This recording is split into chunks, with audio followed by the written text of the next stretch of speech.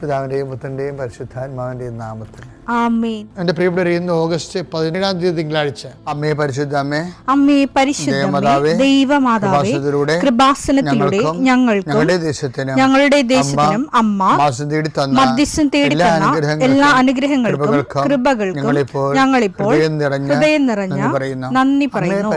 അമ്മേ പരിശുദ്ധമേ, ദൈവമാതാവേ, 2004 ഡിസംബർ 7 ഉച്ചകഴിഞ്ഞ് 2:30 കൃപാസനത്തിൽ സംഭവിച്ച അമ്മയുടെ പ്രത്യക്ഷപ്പെടലിനെക്കുറിച്ച് തിരുസഭയ്ക്ക് സമർപ്പിച്ചിരിക്കുന്ന പഠനരേഖകളുടെ സഭാത്മകമായ പഠനം ആരംഭിക്കുവാൻ ഞങ്ങൾ പ്രാർത്ഥിക്കുന്നു. അമ്മേ പരിശുദ്ധമേ, ഭൂസ്വർലോകങ്ങളുടെ രാജ്ഞിയായ അങ്ങേയ്ക്ക് ഭൗമസംരക്ഷണത്തിനായി പ്രപഞ്ചപ്രകൃതിയെ തന്നെ തിരുസഭ പ്രതിഷ്ഠിക്കുവാൻ ഈ പ്രത്യക്ഷീകരണം വഴി ഇടയാക്കണമേ. പരിശുദ്ധമേ, ജപമാല മാതാവേ, സകല കൃപാസനം പ്രാർത്ഥനയോടും ചേർത്ത് ഞങ്ങളിപ്പോൾ പ്രാർത്ഥിക്കുന്ന ഈ കുടുംബത്തിന്റെ പ്രത്യേക നിയോഗം മക്കളെ.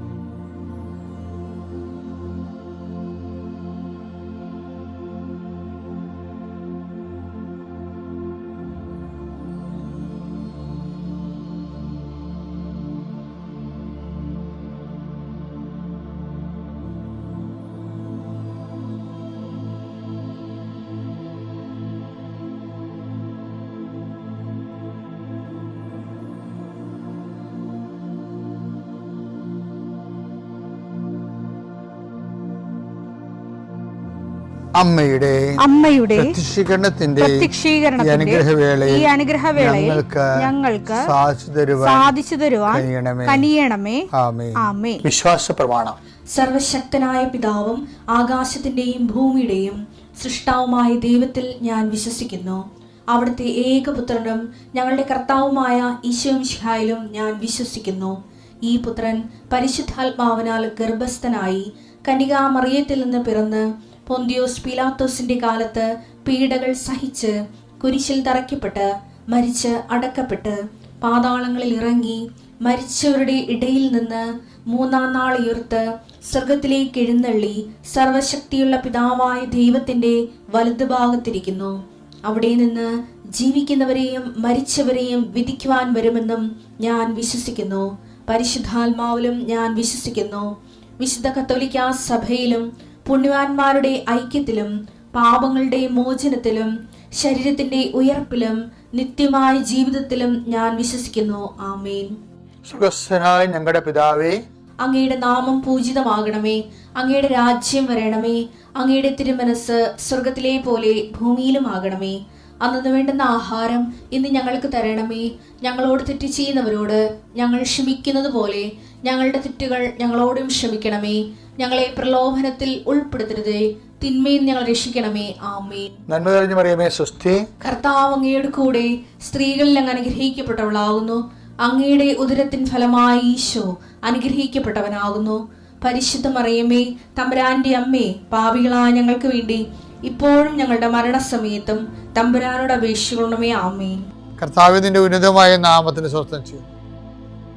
കർത്താവിന്റെ വിശുദ്ധ പൗരോഹിത്യത്തെ മഹത്വപ്പെടുത്തണമേ. കർത്താവ് സഭയിലുള്ള സാന്നിധ്യം പ്രകടമാക്കണമേ. 40 വർഷം ഞാൻ അർപ്പിച്ച കൃപാന്റെ യുഗതിയാൽ കൃപാസനത്താറെ ജീവനോടെ പ്രത്യക്ഷപ്പെട്ട മാതാവിന്റെ മധ്യസ്ഥത്താൽ ഞാൻ മക്കളെ ഈശോ നാമത്തെ ആശീർവദിക്കുന്നു. കർത്താവെ, ജോലിയില്ലാത്തവര്, വീടില്ലാത്തവര്, ജീവിതത്തിൽ കലഹങ്ങളും പിന്നതുകൊണ്ട് പിരിഞ്ഞു താമസിക്കുന്ന ജീവിത പങ്കാളികളെ, കുഞ്ഞുങ്ങളുടെ തെറ്റായ അവസ്ഥകൾ കണ്ട് വിഷമിക്കുന്ന മാതാപിതാക്കന്മാരെ, ശാരീരികമായ രോഗങ്ങളെ അവസരപ്പെടുന്നതും രോഗം ആകുന്നതിന് സമയമെടുക്കുന്നില്ലെന്ന് ഓർത്ത് ഉത്കണ്ഠപ്പെടുന്നവരെയും സമർപ്പിച്ച് പ്രാർത്ഥിക്കുന്നു. ഇന്ന് യാത്ര ചെയ്യുന്നവരെ, ഇന്നത്തെ യാത്രയ്ക്ക് വേണ്ടി വിധവിധമായ ഒരുക്കിയിരിക്കുന്ന ലക്ഷ്യങ്ങൾ, കണ്ടുമുട്ടുന്ന വ്യക്തികൾ, സംസാരിക്കുന്ന സംഭാഷണങ്ങൾ, എഴുതുന്ന രേഖകൾ, ഒപ്പിടുന്ന ഡോക്യുമെൻറ്റുകൾ, പങ്കെടുക്കുന്ന ഇൻ്റർവ്യൂകൾ, സെൻഡ് ചെയ്യുന്ന മെസ്സേജുകൾ എല്ലാം കർത്താവിൻ്റെ കൃപയാൽ നിറയപ്പെടാനും നീ ഇന്ന് തിരികെ എത്തുന്ന സമയത്ത് കർത്താവിൻ്റെ കൃപ നിന്നെ നിറഞ്ഞു നിന്നുകൊണ്ട് സന്തോഷം വന്ന് ഉറങ്ങുവാനും ഇന്നത്തെ ദിവസം മുൻനിർത്തി നീ കണ്ടുമുട്ടുന്ന ഓരോ നിമിഷങ്ങളെയും, നിൻ്റെ ഓരോ സമയങ്ങളെയും, സന്ദർഭങ്ങളെയും എല്ലാം സംരംഭങ്ങളെയും പരിശുദ്ധമ്മ ദൈവമാതാവിൻ്റെ മധ്യസ്ഥത്തിൽ രാത്രിയും തിരിച്ചെത്തുന്നവരെ കർത്താവിൻ്റെ നാമത്തിൽ മാതാവിൻ്റെ മധ്യസ്ഥതയും ഞാൻ നിൻ്റെ ജീവിതത്തെയും നിൻ്റെ കുടുംബത്തെയും ഈശോ നാമത്തെ ആശീർവദിക്കുന്നു. പ്രിയപ്പെട്ടവരെ, നമുക്കൊരു ജീവിതത്തിലൊരു പ്രശ്നം ഉണ്ടാകുമ്പോൾ വചനം എന്താ നമുക്ക് നിർദ്ദേശം എന്താ അറിയാമോ? നിങ്ങളുടെ ആവശ്യ സമയത്ത് വാഗ്ദാന പേടകത്തെ സമീപിക്കണം. പഴയ നിയമത്തിൽ അങ്ങനെയായിരുന്നു, പുതിയ നിയമത്തിൽ അങ്ങനെയാണ്. പുതിയ നിയമത്തിലെ വാഗ്ദാന പേടകം ഈശോ തന്നെയാണ്. അപ്പോൾ ഈശോ സമീപിക്കണം.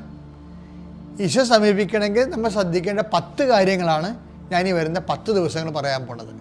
ചെറിയ ചെറിയ കാര്യങ്ങളായിരിക്കും, അപ്പോൾ നിങ്ങൾ ശ്രദ്ധിച്ചാൽ മതി. അപ്പം അതിൻ്റെ അടിസ്ഥാന വചനം ഏതാണ്? ഹെബ്രായർ 4:16 വായിച്ചേ. അതിനാൽ വേണ്ട സമയത്ത് കരുണയും കൃപാവരവും ലഭിക്കുന്നതിനായി നമുക്ക് പ്രത്യാശയോടെ കൃപാവരത്തിന്റെ സിംഹാസനത്തെ സമീപിക്കാം. അപ്പൊ വേണ്ട സമയത്ത് നമുക്ക് എന്താണ്? കരുണ കിട്ടണം. പിന്നെ എന്ത് കിട്ടണം? കൃപ കിട്ടണം. അപ്പം ഈ കരുണയ്ക്ക് വേണ്ടിയാണ് നമ്മൾ മാതാവിനെ, ദൈവത്തിൻ്റെ കരുണ നമുക്ക് കിട്ടുന്നതിന് എന്തെങ്കിലും തടസ്സം ഉണ്ടെങ്കിൽ അത് റെക്ടിഫൈ ചെയ്യാൻ വേണ്ടിയാണ് നമ്മൾ ആദ്യം പരിശുദ്ധ അമ്മയുടെ മധ്യസ്ഥത്തിൽ ദൈവത്തോട് ഉടമ്പടി ചെയ്യുന്നത്. അപ്പം ദൈവത്തിൻ്റെ ഈ ഉടമ്പടിക്കാരെ ശ്രദ്ധിക്കേണ്ട 10 കാര്യങ്ങളാണ് ഈ 10 ദിവസം പറയണത്. 4:16 ഹെബ്രായർ. എന്താ അത് പറയണത്?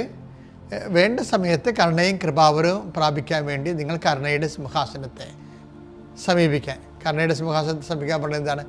ദൈവത്തിൻ്റെ സകല വാഗ്ദാനങ്ങളും ക്രിസ്തുവിൽ അതേ എന്ന് തന്നെയാണ്. അതുകൊണ്ടാണ് 2 കൊരിന്തോസ് 1:20 ദൈവത്തിന്റെ സകല വാഗ്ദാനങ്ങളും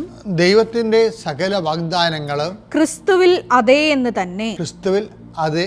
ഇപ്പം എൻ്റെ വിഷയം എന്ന് പറയുന്നത് നമുക്കറിയാമല്ലോ, 8855 വാഗ്ദാനങ്ങളാണ് ദൈവം മനുഷ്യർക്ക് വിശുദ്ധ ഗ്രന്ഥത്തിലൂടെ നൽകിയിരിക്കുന്നത്. ഈ സകല വാഗ്ദാനങ്ങളിൽ A to Z കാര്യങ്ങളുണ്ട്. കൃപയുടെ സിംഹാസനം എന്ന് പറയുമ്പോൾ ദൈവം നമുക്ക് വാഗ്ദാനം ചെയ്തിരിക്കുന്ന മുഴുവൻ വാഗ്ദാനങ്ങൾ 4000 കൊല്ലമെടുത്ത് വെളിപ്പെടുത്തിയ ദൈവവചനത്തിലെ 8855 വാഗ്ദാനങ്ങളുണ്ട്. ആ വാഗ്ദാനങ്ങളെല്ലാം ക്രിസ്തുവിൽ എന്താണ്? അതേ തന്നെയാണ്. അപ്പം ക്രിസ്തുവിനെ നമ്മളെ ദിവസം നോക്കാൻ പോണത് എന്താണ്? ക്രിസ്തുവിനെ, സകല വാഗ്ദാനങ്ങളുടെയും സിംഹാസനമായ ക്രിസ്തുവിനെ സമീപിക്കുന്ന ഓരോ ദിവസവും നമ്മൾ ഓരോ വഴികളാണ് അവലംബിക്കാൻ പോകുന്നത്. അതിലൊന്നാമത്തത് നമുക്കെല്ലാം അറിയാവുന്ന കാര്യമാണ് വിശ്വാസത്തോടെ കർത്താവിനെ സമീപിക്കുക. അപ്പോൾ വാഗ്ദാന പേടകം നിലയിലെ ഹെബ്രായർ 11:6 വിശ്വാസമില്ലാതെ ദൈവത്തെ പ്രസാദിപ്പിക്കുക സാധ്യമല്ല. ദൈവസന്നിധിയിൽ ശരണം പ്രാപിക്കുന്നവർ ദൈവം ഉണ്ടെന്നും തന്നെ അന്വേഷിക്കുന്നവർക്ക് അവിടുന്ന് പ്രതിഫലം നൽകുമെന്നും വിശ്വസിക്കണം. നമ്മൾ ദൈവത്തെ അന്വേഷിക്കുന്ന വഴികൾ എങ്ങനെയാണെന്ന് അറിയാമോ? നമ്മൾ അതിനുവേണ്ടി ഉടമ്പടി ഉപയോഗിക്കണത് എന്താണ്? ദൈവത്തെ അന്വേഷിക്കുന്നതിന് വേണ്ടി നമ്മൾ എന്തെങ്കിലും ഉടമ്പടി ഉപയോഗിക്കുന്നത് നമ്മൾ പ്രേക്ഷിത പ്രവർത്തനം ചെയ്യുന്നു. അതൊരു ദൈവാന്വേഷണമാണ്. പിന്നെ എന്താണ് കാര്യം? അത് ചെയ്ത് കഴിയുമ്പോൾ നമുക്ക് വിശ്വാസം ജനിക്കും, വളരും നമ്മുടെ വിശ്വാസം. പിന്നെ നമ്മൾ ആതുര സേവനം ചെയ്യും. ഇന്നലെ എന്ത് സാക്ഷ്യം പറഞ്ഞിരിക്കുന്നത്, ഞാൻ ഒരു ദിവസം 50 പൊതിച്ചോറ് എൻ്റെ കൈകൊണ്ടുണ്ടാക്കി രോഗികൾക്ക് കൊടുക്കും. എല്ലാ ദിവസവും അത് ചെയ്യണില്ല. എല്ലാ ദിവസവും ചെയ്താൽ ആർക്കും ജീവിക്കാൻ പറ്റത്തില്ലല്ല. ചിലപ്പോൾ അല്ലെങ്കിൽ അത്ര കോടീശ്വരന്മാരായിരിക്കണം നമ്മളെ. അങ്ങനെയല്ല. അവർ പറയണത്, എനിക്കൊരു പൈസ കിട്ടിക്കഴിഞ്ഞാൽ ഞാൻ 50 പൊടി പൊതിച്ചോറ് ചെയ്ത് കൊടുക്കും. അപ്പോൾ പക്ഷേ ഇത് ഉടമ്പടിയിൽ എന്താ ചെയ്യണത്? ഉടമ്പടിയിൽ ഈ പറഞ്ഞ വചനമാണ്. എന്താണ്? 11:6 ഒന്നൊരു വായിച്ചേ. വിശ്വാസമില്ലാതെ ദൈവത്തെ പ്രസാദിപ്പിക്കുക സാധ്യമല്ല. വിശ്വാസം. അപ്പോൾ ഇപ്പം ഇതിൻ്റെ വിഷയം വിശ്വാസത്തെ നമ്മൾ പ്രവൃത്തി കൂടെ അതിനെ ചേർക്കുകയാണ്. യാക്കോബ് വളരെ കൃത്യമായിട്ട് പറയുന്നുണ്ട്. യാക്കോബ് 2:17 പ്രവൃത്തികൾ കൂടാതെയുള്ള വിശ്വാസം അതിൽ തന്നെ നിർജീവമാണ്. അതെ. അപ്പം നമ്മളെ ചില വിശ്വാസം എന്ന് പറയുമ്പോൾ ചില ആൾക്കാർ ചുമ്മാ വിശ്വസിക്കുക, ഞങ്ങൾക്ക് വിശ്വസിക്കുക മാത്രം ചെയ്യും. പക്ഷേ വിശ്വാസത്തിന് 2 തരമുണ്ട്. സജീവ വിശ്വാസമുണ്ട്, നിർജീവ വിശ്വാസമുണ്ട്. ഇപ്പം നമ്മൾ ഉടമ്പടിയിൽ ഉപയോഗിക്കുന്നത് പാരമ്പര്യമായിട്ടുള്ള നിർജീവ വിശ്വാസമല്ല, സജീവ വിശ്വാസമാണ്. അതുകൊണ്ടാണ് എൻ്റെ അടുത്ത് പ്രേക്ഷിത പ്രവർത്തനമുണ്ട്, ഇല്ലേ? അപ്പോൾ അതിൻ്റെ അകത്ത് അതിൽ ആതുര സേവനമുണ്ട്, വചന വായനയുണ്ട്. ഇതെല്ലാം ഈ ഹെബ്രായർ 11:6 അനുസരിച്ചുകൊണ്ട് ദൈവത്തെ അന്വേഷിക്കാനുള്ള വഴികളാണ്. അതൊന്ന് വായിച്ചേ. വിശ്വാസമില്ലാതെ ദൈവത്തെ പ്രസാദിപ്പിക്കുക സാധ്യമല്ല. ദൈവസന്നിധിയിൽ ശരണം പ്രാപിക്കുന്നവർ ദൈവം ഉണ്ടെന്നും തന്നെ അന്വേഷിക്കുന്നവർക്ക് അവിടുന്ന് പ്രതിഫലം നൽകുമെന്നും. അപ്പം ദൈവത്തെ അന്വേഷിക്കുന്ന വഴികളാണ് ഉടമ്പടിയിലുള്ള പരസ്യ പ്രവർത്തികളും അതുപോലെ തന്നെ പ്രേക്ഷിത പ്രവർത്തനങ്ങളും വചന വായനയും അതിൻ്റെ ഉള്ള എല്ലാ ആത്മീയ അഭ്യാസങ്ങളും. അപ്പോൾ ആ ഒരു ദൈവാന്വേഷണമാണെന്നുള്ള ബോധത്തിൽ വേണം നമുക്കത് ചെയ്യാൻ. ദൈവം നിങ്ങൾ അനുഗ്രഹിക്കട്ടെ. പിതാവിൻ്റെയും പുത്രൻ്റെയും പരിശുദ്ധ നാമത്തിൽ.